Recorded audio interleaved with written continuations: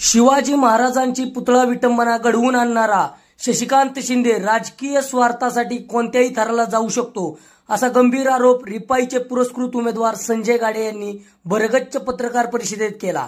पक्षाची भूमिका स्पष्ट करण्यासाठी रिपाईचे राष्ट्रीय नेते डॉक्टर राजेंद्र गवई साहेब पत्रकारांशी संवाद साधत होते। रिपब्लिकन योद्धासाठी आशुतोष वाघमोडे, सातारा जिल्हा प्रतिनिधी।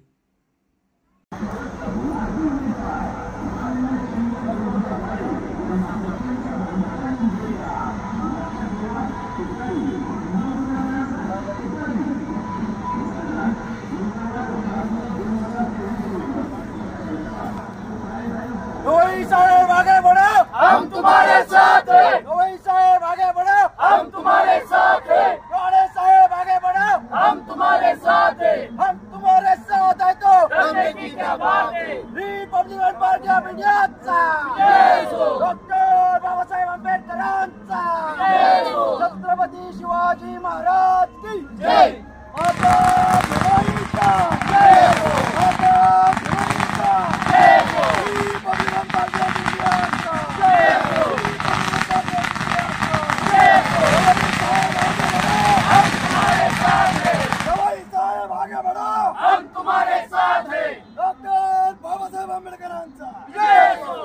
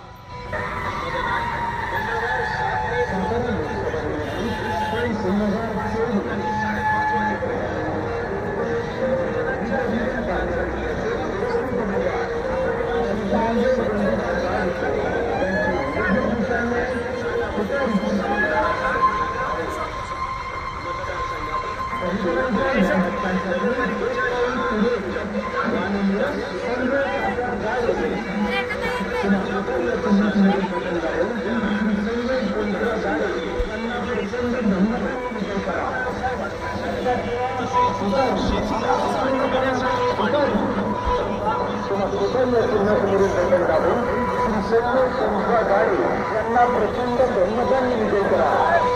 मतदान मंगळवार 7 मे 2024 रोजी सकाळी 7 ते सायंकाळी 5:30 वाजेपर्यंत.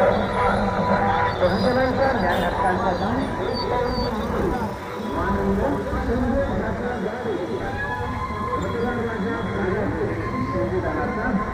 साहेब आगे बढ़ो, हम तुम्हारे साथ हैं. साहेब आगे बढ़ो, हम तुम्हारे साथ हैं. तो डरने की क्या बात है, साहेब आगे बढ़ो, हम तुम्हारे साथ हैं. हम तुम्हारे साथ हैं. तो डरने की क्या बात है.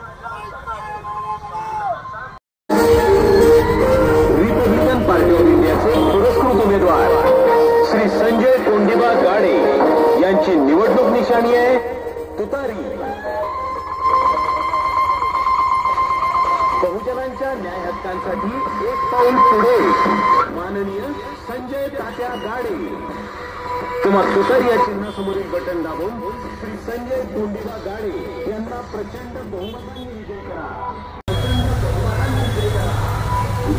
साहेब आगे बढ़ो, हम तुम्हारे साथ हैं. साहेब आगे बढ़ो, हम तुम्हारे साथ हैं. अरे हम तुम्हारे साथ हैं. तो डरने की क्या बात है, साहेब आगे बढ़ो, हम तुम्हारे साथ हैं. साहेब आगे बढ़ो, हम तुम्हारे साथ हैं. हम तुम्हारे साथ हैं. तो डरने की क्या बात है. भविष्य तो संजय गाडे साहेबांचा. जय हो. संजय गाडे साहेबांचा. जय हो. अरे कोण म्हणता येत नाही. शिवाय राहत नाही. कोण म्हणता येत नाही. शिवाय राहत नाही. कोण म्हणता येत नाही.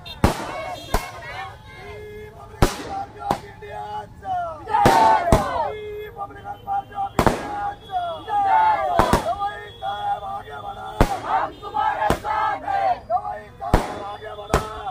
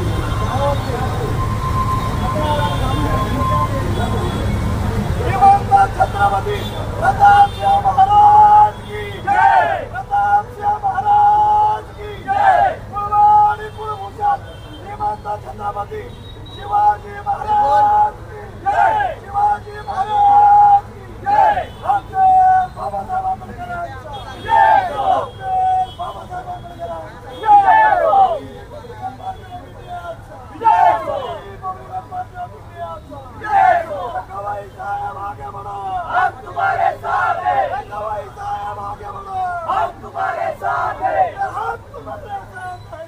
डरने की क्या बात है।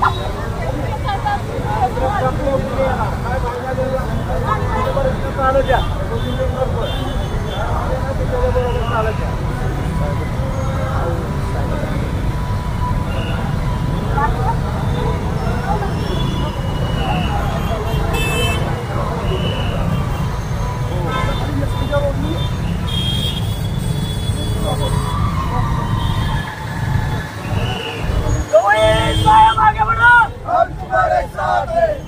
साहब आगे बढ़ो। हम तुम्हारे साथ हैं।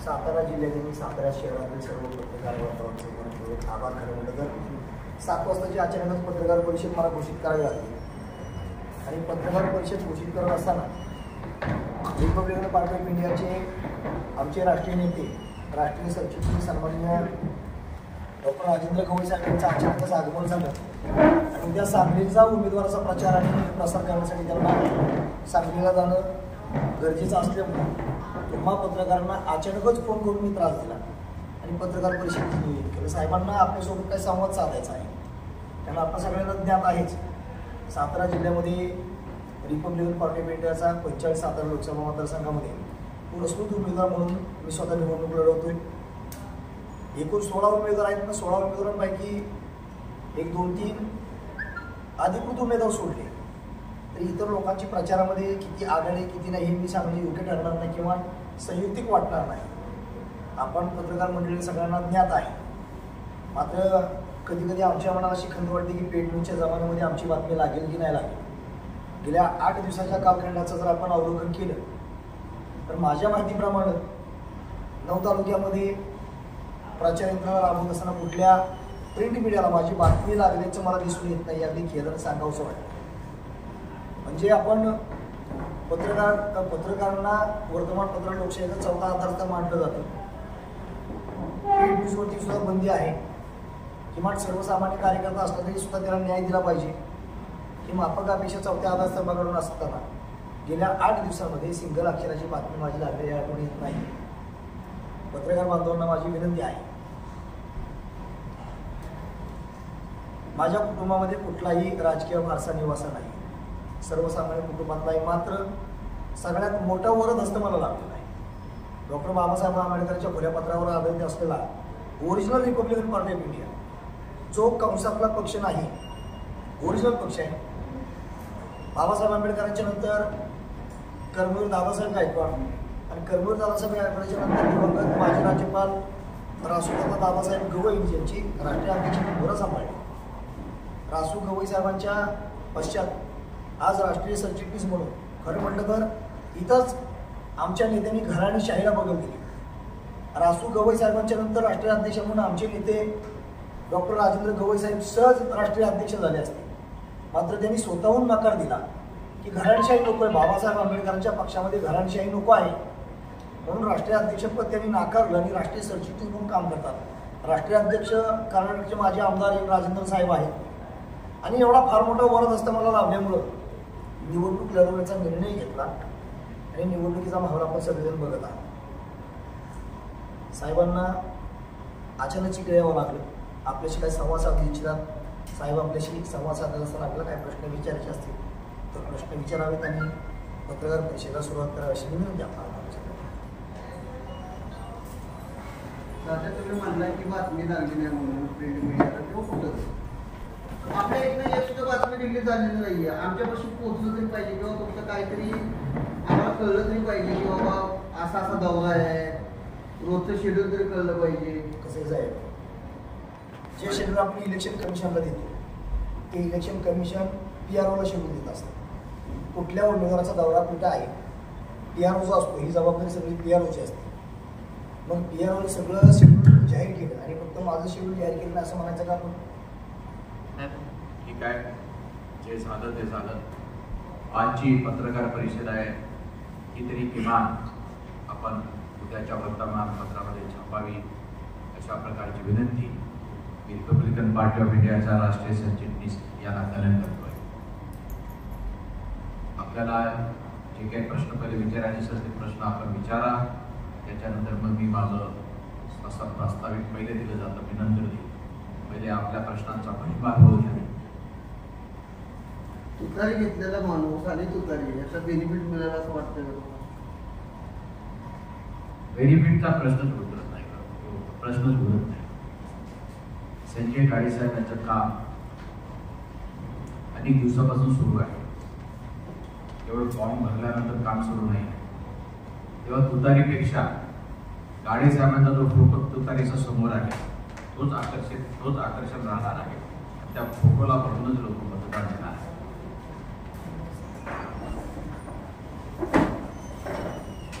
आणखी काही प्रश्न?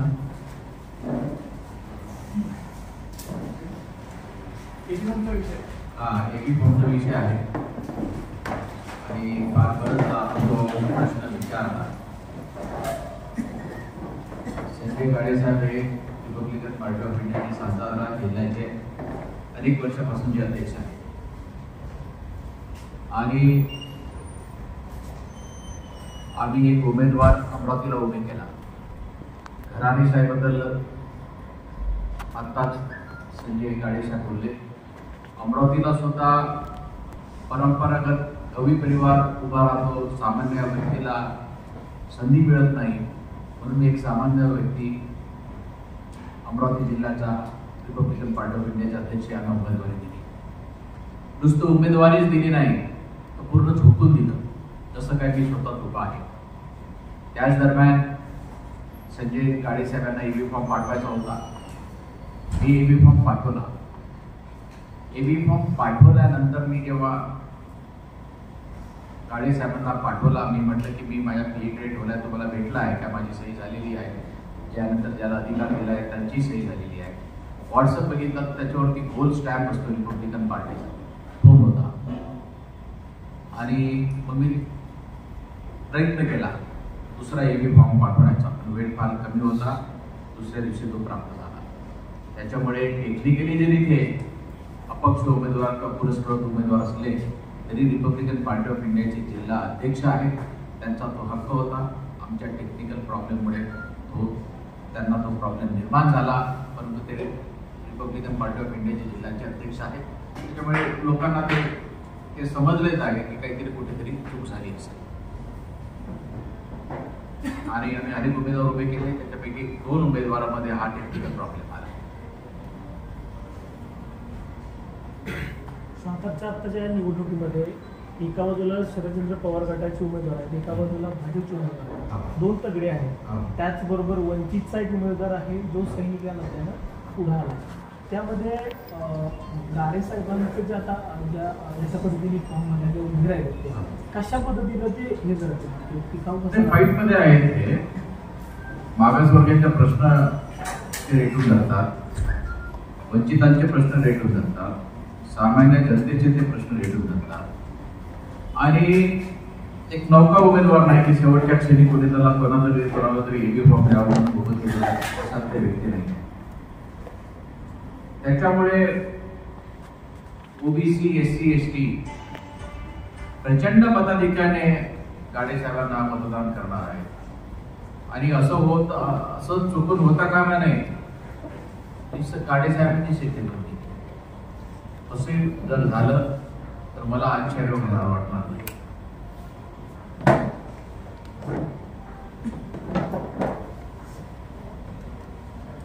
त्याच्यामुळे फाईट मध्ये आम्ही 3 जण साताऱ्याला. मी हा प्रश्न का विचारला, परवा दिवशी आंबेडकरांची सभा झाली कराडमध्ये. एका बाजूला वंचित, कराड असेल, पाटण असेल, त्यामध्ये भाग कव्हर करत येते, पण त्या पद्धतीनं आता मोठी सभा तुमच्याकडून कुठे म्हणजे अशा पद्धतीची गोष्ट कुठे दिसते? आमचं ग्रासरूटमध्ये काम आहे. सभावरती आम्ही भर देत नाही. ग्रासरूटमध्ये घरोघरी आमचे संजय गाडे पोचलेले आहेत. नुसतं काहीतरी मोठा एखादा शो करावा अशा प्रकारची गरज आमच्या उमेदवाराला नाही. आमचा उमेदवार त्यांच्या उमेदवारापेक्षा प्रचलितच आहे. बाळासाहेब आदरणीय आहे. बाळासाहेबांनी समजून घेऊन आमच्यासोबत जागेचं वाटप करायला पाहिजे होतं. त्यांचं आघाडीसोबत जागा वाटप फिसकटलं. मग आमचा मूळ पक्ष आहे. हा मूळ पक्षाने अनेक उमेदवार उभे केले आहेत. बाकीच्या गटातटांबद्दल मला बोलायचं नाही आहे. त्यांनी ते एकही उमेदवार उभे केले. आम्ही अनेक उमेदवार उभे केले. आणि आंध्र प्रदेशमध्ये सुद्धा आम्ही उमेदवार उभे केले. तेव्हा बाळासाहेबांना अशा प्रकारची विनंती मी केली होती की मताचं विभाजन होऊ देऊ नका. आपण जास्त सीट घ्या, 70% घ्या, 80% घ्या, परंतु मूळ पक्ष जो बाबासाहेब आंबेडकरांनी निर्माण केला, बाबासाहेब आंबेडकरांचा आजादचा पक्ष, आमच्या बापाचा म्हणजे बाबासाहेब आंबेडकरांचा पक्ष, कुठेतरी तुम्ही सहानुभूतीने विचार करा, भावना तुम्ही या पक्षाशी जुळून घ्या, कारण की हा पक्ष ओरिजिनल आहे बाबासाहेब आंबेडकरांचा. तसं घडलं असतं तर कदाचित आजच ही सीट विजयी असं आपण घोषित करू शकलो असतो. पण आज ही फाईटमध्ये आहे आणि गाडे साहेब निवडून ताकद विखुरल्यामुळं भाजपला फायदा होईल. मला सातारामध्ये तरी तसं वाटत नाही. सातारामध्ये नौका उमेदवार दिल्यामुळे मी मगाशी सांगितल्याप्रमाणे आता या थोड्या वेळापूर्वी OBC, SC, ST हे काय शोषित घटक आहेत ते गाडे साहेबांनाच पसंती या सातारा जिल्ह्यामध्ये देते. पण ज्या ज्या ठिकाणी OBC कॅन्डिडेट बाळासाहेबांनी दिला आणि पण कॅन्डिडेट दिला त्या ठिकाणी मताचं विभाजन होईल इथे म्हणत नाही.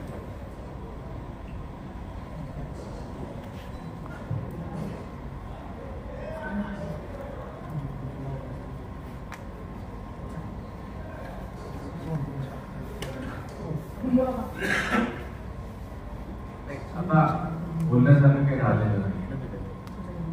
सांगण्याचा परत जर आपल्याला आमची भूमिका स्पष्ट आहे. संविधान वाचवण्यासाठी आणि आमच्या पक्षाच्या अस्तित्वासाठी आम्ही महाराष्ट्रभर उमेदवार उभे केलेले आहेत. सीट ऑर नो सीट आणि आमच्यासोबत तडजोड करा हे दुसरे करत असतील, आम्ही करत नाही. जेव्हा आम्ही उमेदवार उभे केले आम्ही काँग्रेसची सुद्धा वाटाघाटी करण्यासाठी आम्ही त्यांना त्यांच्यासोबत चर्चा केली. आदरणीय खडगे साहेबांनी दिल्ली इथे त्यांच्या निवासस्थानी मला बोलावलं. आमच्या चर्चाही झाल्या.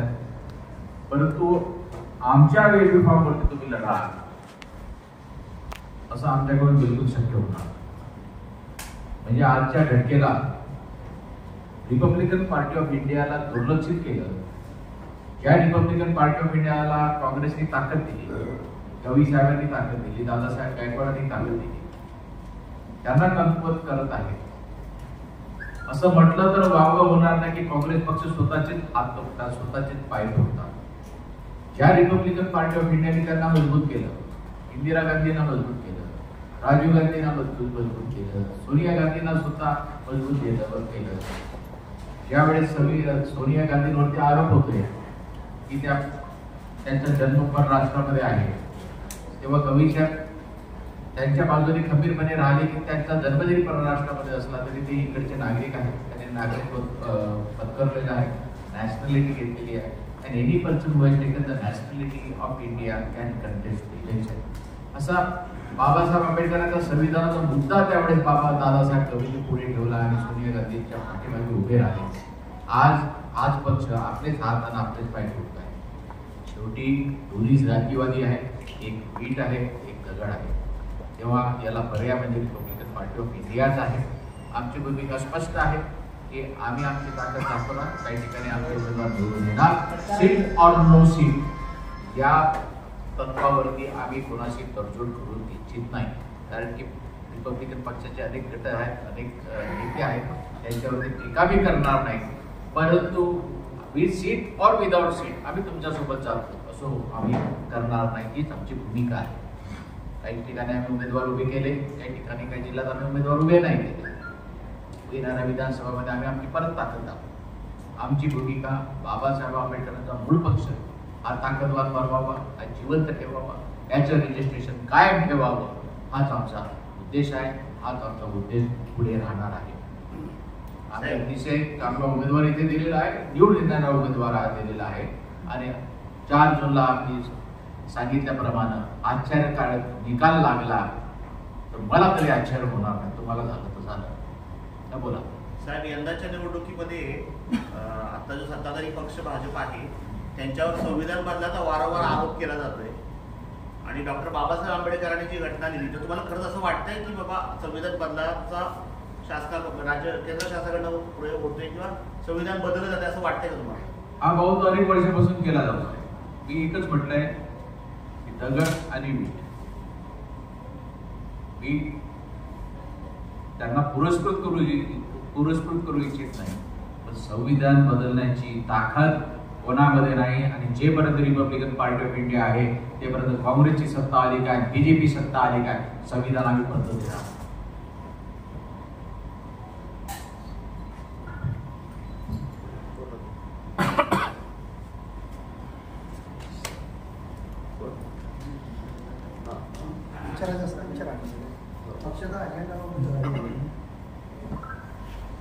पक्षाचा अजेंडा प्रकाशित झालेलाच आहे.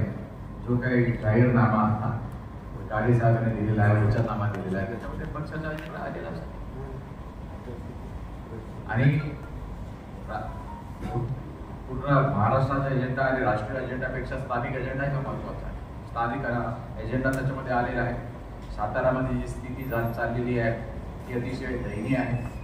ज्या बाबासाहेब आंबेडकरांनी संविधान दिलं त्यांच्या मातोश्रीचं स्मारक वाटतं नाही. इथे बेरोजगारी वाढलेली आहे, MIDC बकार झालेले आहे, काही इथे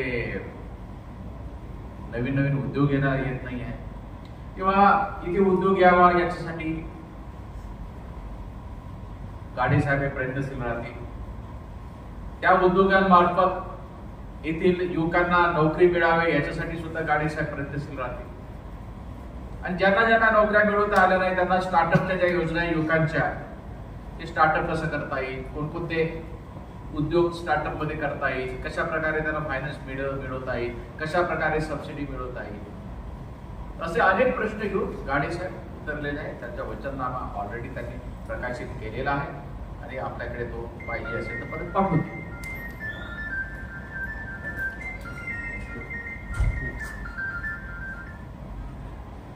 मगाशी तुम्ही म्हटलं की सीट नो सीट, ते मला लक्षात झालं.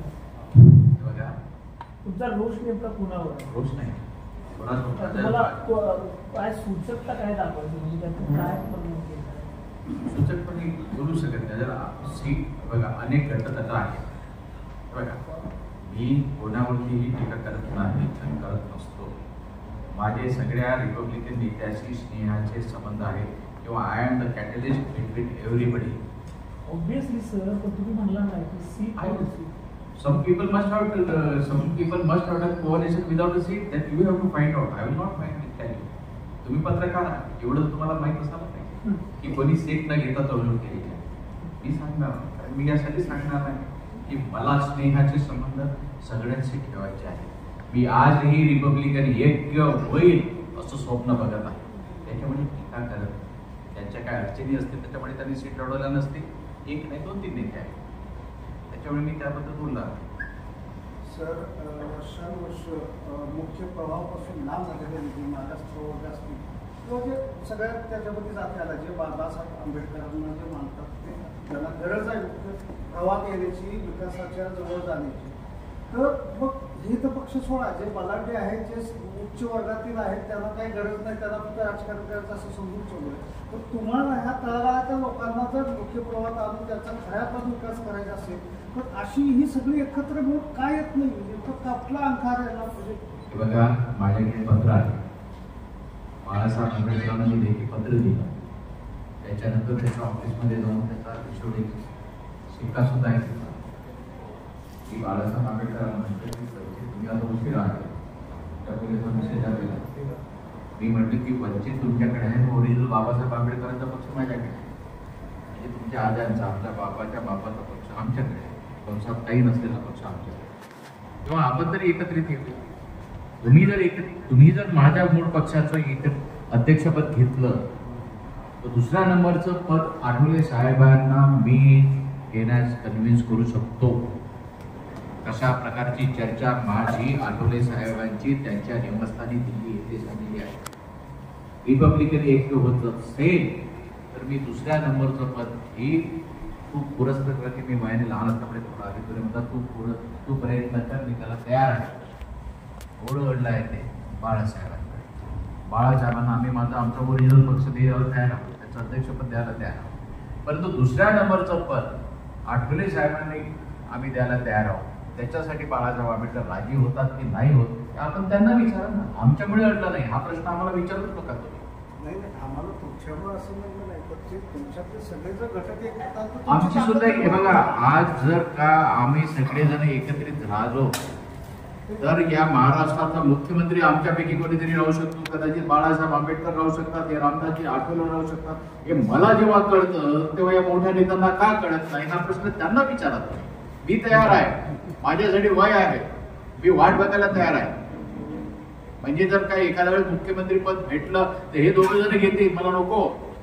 पण घ्या, समाजासाठी एकत्रित व्हा ही कडकडीची विनंती मी करतोय. लेखी आहे माझ्याकडे, गाडेसाहेब तुम्हाला ते पत्र देतील. गाडेसाहेब पत्र देतील तुम्हाला लेखी. नेमकी अडचण काय? अडचण त्यांना विचारा. तुमच्या तुम्हाला अडचण की काय अडचण असावी? मी काय बोलू शकतो? काय तुमचं बरोबर हाच प्रश्न पुढे येतो. काय अशा गोष्टी आहेत की ज्यामुळं काय इगो दुखावले जात आहेत? काय असे तत्व आहे का इथिकेट्स आहेत जेणेकरून ह्या नेत्यांचे आपसापसामध्ये पटायत आणि ताकद विखुरली जाते? जेव्हा एक नंबरचं पद आम्ही बाळासाहेब आंबेडकरांना द्यायला तयार आहोत, इगोचा प्रश्न कुठे आलाय? बाळासाहेब आंबेडकरांना एक नंबरच्या वरचं पदच नाही ना आमच्याकडे. दुसऱ्या नंबरचं पद आठवले साहेब करायला तयार आहेत. निष्कर्ष तुम्ही काढा.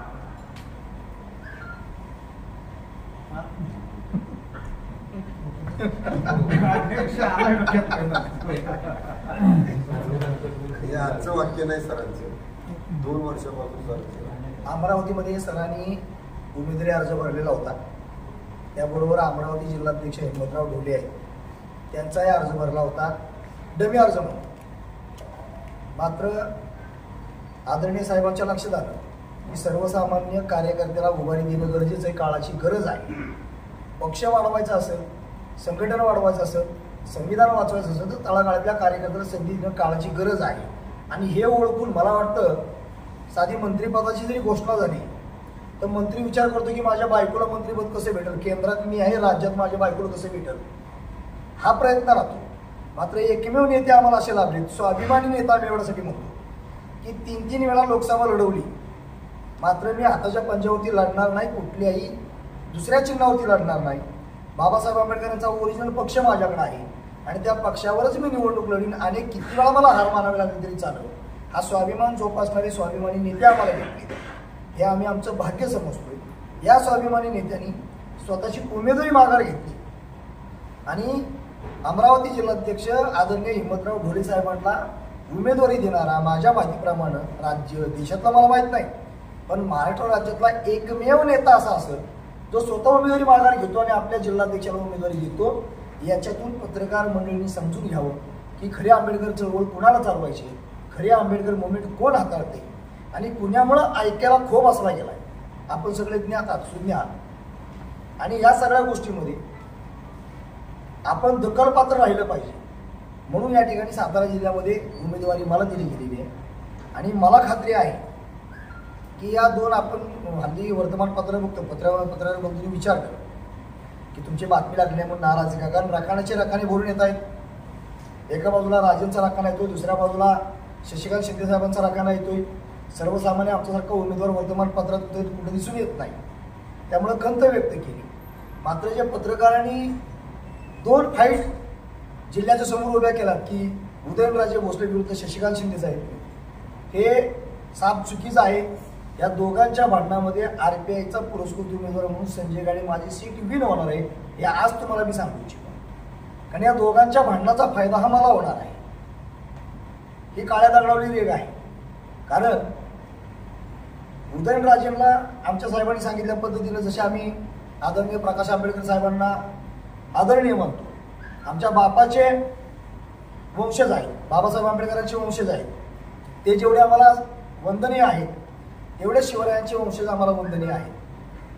मात्र शिवरायांचे वंशज म्हणून उदयनराजे भोसले आम्हाला कायमस्वरूपी वंदनीय आहेत, पण लोकप्रतिनिधी म्हणून ते अपयशी ठरलेत. कारण ते जातीवादी पक्षात गेल्यामुळे आम्हाला त्यांना विरोध करावा लागतो. ही एक बाजू झाली. दुसऱ्या बाजूला माहितीनं जो उमेदवार दिलेला आहे तो उमेदवार मग त्या अगदी चालू काळामध्ये एवढा मोठा भ्रष्टाचार करेल असं कोणी स्वप्नातही बघितलेलं नव्हतं. 4,000 कोटी म्हणजे ही बारकी रक्कम नाही. आणि 4,000 कोटी रक्कम जर त्यांनी भ्रष्टाचार केला असेल तर तो पैसा निवडणुकीमध्ये वापरला जातोय की काय, आणि त्या पैशावरती मतदारांना बुडवलं जातंय का, विकत घेतलं जातंय का, हा सुद्धा पत्रकारांनी बारकाईने लक्ष ठेवा. कारण ही लोकशाहीची थट्टा चालवण्याचा प्रकार झालेला आहे. जे एखाद्या मुतारीमध्ये जर तुतारीचा उमेदवार 4,000 कोटीचा भ्रष्टाचार करत असेल तर सर्वसामान्यांना उमेदवारी लढवायची की नाही हा प्रश्न निर्माण होतो. आणि त्यांनी कितीही सोज्वळपणा आणला तरी जिल्ह्याला माहिती झालेली की यांनी 4,000 कोटीचा भ्रष्टाचार केलेला आहे. लोक त्यांना नाकारणार आहेत. गत पंचवार्षिकला उदयनराजे भोसलेंना नाकारलेला आहे, यावेळेला शशिकांत शिंदे साहेबांना नाकारणार आहेत. आणि 100% रिपब्लिकन पार्टी ऑफ इंडियाची सीट ही विजय होणार आहे हा आत्मविश्वास आम्हाला. कारण नोटिफिकेशन 12 तारखेला पडलं, त्याच्या अगोदर 2.5 महिन्यापासून आमचा प्रचार आणि प्रसार चालू आहे. साहेबांनी सांगितल्या पद्धतीनं वचननामा घराघरामध्ये पोहोचलेला आहे. आणि आमचा अजेंडा किंवा आमच्या मागण्या किंवा आम्ही जे आश्वासनं देतोय ती या आताच्या विद्यमान खासदारांसारखी आम्ही आश्वासनं देत नाही. आमची आश्वासनं ही आहेत, 65,000 मराठी शाळा ज्या बंद केल्यात आहे भाजप सरकारनं, जे कोरोनाच्या भयावह काळामध्ये भाजप सरकारनं गपचीप एक कायदा पारित करून घेतला न्यू एज्युकेशन ॲक्ट म्हणून, आणि त्याच्यामध्ये मराठी मीडियमच्या 65,000 शाळा बंद केल्या आहेत. मराठी मीडियममध्ये गुजराती बनिया बामणाची पोरं शिकत नाही, तिथं वंचित घटकाची मुलं शिकतात. वंचित घटकाला आडाने ठेवायचं जे का पाप केले भाजप सरकारनं, त्यामुळं भाजपच्या उमेदवाराला कुणीही मतदान करणार नाही. दुसऱ्या बाजूला भ्रष्टाचारी, आता राष्ट्रवादी म्हणायचं का भ्रष्टवादी म्हणायचं हा प्रश्न लोकांना पडला आहे, त्यामुळे त्यांनाही मतदान केलं जाणार नाही. मी साहेबांच्या साक्षीने सांगतो 4 तारखेचा निकाल अनपेक्षित असेल आणि संजय गाडे खासदार म्हणून दिल्लीमध्ये आपल्याला बघायला भेटेल हे आपल्याला मी शाश्वत करतो. साहेब एक प्रश्न विचारतो की आंबेडकरी चळवळीमध्ये जे नेते आहेत त्यांनी आज काँग्रेस असो किंवा BJP असेल बी टीम म्हणून काम केलं असेल त्याच्यावर ठपका ठेवला जातो आणि म्हणूनच आंबेडकर चळवळीचं नुकसान झालंय, यास एकूण समाजाचं नुकसान होते असं तुमचं वैयक्तिक याबद्दल काय म्हणतात? आम्ही एटी बनायला तयार आहोत. आम्हाला जर तुम्ही आघाडीने जर सीट दिली आम्ही एटी बनायला तयार आहोत. तुम्ही बी टीम बनवायला तुम्हीच काटेबंद करणार. सीट और नो सीट आम्ही करणार नाही. आम्हाला 48 पैकी 2-3 सीट दिल्या असतं तर आम्ही एटी बनायला तयार आहोत. पण तुम्ही एटी पण बनवणार नाही म्हणणार की बीटी पण बनवू नका असं कसं आहे? म्हणजे तुम्ही आम्ही तुम्हाला मॅच खेळायला देऊ देणार नाही, तुम्ही बॅट हातात घेऊच नका असं कुठं आहे? आज जर आम्हाला काही सीट दिल्या असत्या, साताऱ्याची सीट आम्हाला सोडली असती कोणी 2 पैकी एखादी, आम्ही एटी बनायला तयार आहोत. तात्या किती मतांनी निवडून याल तुम्हाला काय वाटतं? मला खात्री आहे 5 मतं जास्त पडली तरी मी समाधानी राहणार आहे. त्याचं कारण तुम्हाला सांगतो. अगदी कानोसा जरी लोकांचा कानोसा घेतला तरी सुद्धा भाजपच्या उमेदवाराला लोक कंटाळल्यामुळे भाजपलाच लोक कंटाळलेले आहेत. दुसऱ्या बाजूला महाविकास आघाडीचे शशिकांत शिंदे साहेब आहेत. अगदी जबाबदारीचं भान ठेवून मी आज पत्रकारांच्या समोर माझ्या बॉसच्या साक्षीनं वक्तव्य करतोय. शशिकांत शिंदे साहेब राजकारणामध्ये माझे ते प्रतिस्पर्धी या क्षणाला, तसं त्यांचं माझा अगदी जवळचे संबंध आहेत. शशिकांत शिंदे साहेब सुद्धा जावळीचे आहेत. म्हणजे कधी ते सोयीनुसार जावळीचे होतात, कधी वाशीचे होतात, कधी लासुरण्याचे होतात, तर कधी सातारकर होतात, कधी कोरेगावकर होतात. तो त्यांचा भाग झाला. मात्र जबाबदारीचं भान ठेवून तुम्हाला सांगतो 2007 साली मी त्यावेळेला पॅंथर सेनेचा जिल्हाध्यक्ष म्हणून काम करत होतो. साहेब 2007 साली जावली तालुक्यातलं मामुर्डी नावाचं गाव आहे. त्या मामुर्डी गावामध्ये अश्वरोड शिवरायांचा पुतळा आहे. गावातला भ्रष्टाचार बाहेर काढला जातो. तिथला स्थानिक ग्रामपंचायत सदस्य मराठा समाजाचा तो गावातला भ्रष्टाचार बाहेर काढतोय, माहिती अधिकार टाकतोय. म्हणून त्या मामुर्डी गावामध्ये शशिकांत शिंदे साहेबांनी श्रीमंत छत्रपती शिवाजी राजे भोसले जे आमचा आराध्य दैवत आहे, शिवरायांची पुतळा विटंबना घडवून आणलेली होती. हे जबाबदारीने सांगतोय तुम्हाला. ज्या शिवाजी महाराजांची पुतळा विटंबना शशिकांत शिंदे साहेबांनी घडवून आणली, आम्हाला फक्त 14 वर्ष संन्यास घ्यावा लागला होता. आम्ही 16 वर्ष संन्यास भोगला. 8 वर्ष तालुका कोर्टामध्ये केस चालली, 8 वर्ष डिस्ट्रिक्ट कोर्टामध्ये केस चालली. दोन्ही बाजूचा निकाल नील लागला. त्या प्रकरणामध्ये संजय गाडे आपल्याला डोईजड होतोय, आंबेडकर चळवळीतला कार्यकर्ता डोईजड होतोय. मी पत्रकार म्हणून त्या ठिकाणी गेलो असता शशिकांत शिंदे साहेबांनी पोलीस प्रशासनाला हाताशी धरून, त्यावेळेला गृहमंत्री आर आबा होते, आर आबाच्या कार्यालयातून फोन करून त्या शिवाजी महाराजांच्या पुतळा विटंबनेमध्ये मला सह आरोपी केलेले होते. हे आपल्याला आठवण करून दिली. म्हणजे हा माणूस स्वतःच्या स्वार्थासाठी खावडीचं प्रकरण असं जातीय दंगली घडवणार, खावडीचं प्रकरण सुद्धा शशिकांत शिंदेनेच घडवलं होतं. हा माणूस स्वतःच्या राजकीय स्वार्थासाठी कुठल्याही थराला जाऊ शकतो. कारण 2007 साली शिवाजी महाराजांची पुतळा विटंबना शशिकांत शिंदेनी घडवून आणली. त्याच्या पापाचं प्रायश्चित्त म्हणून या इलेक्शनला शशिकांत शिंदे सपाडून पाडणार हा माझा शब्द आहे आणि संजय गाडे निवडून येणार आहे. गवई साहेब विधान परिषदेत 25 वर्ष गवई साहेब होते. ते होते त्यांच्या बुद्धिमत्तेच्या जोरावरती. आता अलीकडे का असं दिसत नाही? तुम्ही उशिरा आले, परत ते सांगावं लागत आहे आम्हाला. गवई साहेब हे काँग्रेस सोबत मदत केली, त्यांना काँग्रेसला ताकद दिली, इंदिरा गांधीला ताकद दिली, राजीव गांधीला ताकद दिली, सोनिया गांधींना ताकद दिली. काय ताकद दिली हे याच्यापूर्वी सांगितलेलंच आहे. आजच पत्रकार आज जी काँग्रेसची वाताहत झाली ती रिपब्लिकन पक्षाला दुर्लक्षित केलं म्हणतात. त्यांच्या पक्षातील मागासवर्गीय समाज म्हणतो की रिपब्लिकन पक्षाला जवळ करण्यापेक्षा पक्षातील मागासवर्गीयांना वर आणा. त्याच्यामुळे त्यांचे हाल झाले.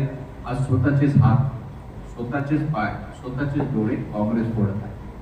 ज्या रिपब्लिकन पार्टीवर त्यांनी त्यांना ताकद दिली, सत्तेवरती आंदोलन सत्तेवरती ठेवलं, त्यांना दुर्लक्षित करते. आता येणाऱ्या 4 जून 2024च्या रिझल्टमध्ये त्यांना कळेलच. आणि त्या रिझल्ट नंतर कमीत कमी विधानसभेमध्ये तरी त्यांनी परत रिपब्लिकन पक्षाला जवळ करावं अशा प्रकारची विनंती करेल त्यांना. आणि आपल्या माहितीसाठी म्हणून मी सांगतोय, 21 तारखेला खरगे साहेबांनी मला बोलवलं, दिल्लीमध्ये बोलवलं. आमच्या चर्चा झाल्या, आम्ही बसलो. त्यांनी नाना फडणवीसशी बोलायला सांगितलं. त्यांचा प्रस्ताव आला की आम्ही काँग्रेसमध्ये प्रवेश करावा. आम्ही कसं काय करू?